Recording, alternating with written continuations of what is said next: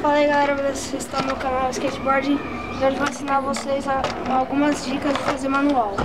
Meu nome. Bom, o manual é mais ou menos assim, você vai fazer isso só. Você só vai fazer isso e você vai dar o manual andando, beleza? Fazer só assim, beleza? Não precisa ser muito alto, só o manual assim tá mais fácil andando. Bom, uma dica pra vocês é pegar uma vassoura e ir colocando a vassoura, tipo, comecem a andar de manual. Aí quando você dá o manual, faz uma linha ali, faz o manual. Aí você vai treinando o manual assim.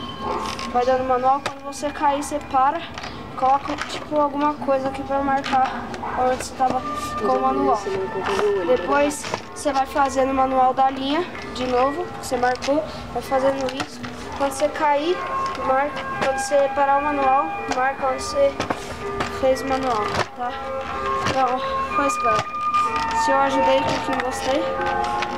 Se inscrevam pra ajudar o canal. E foi isso. Falou e tchau.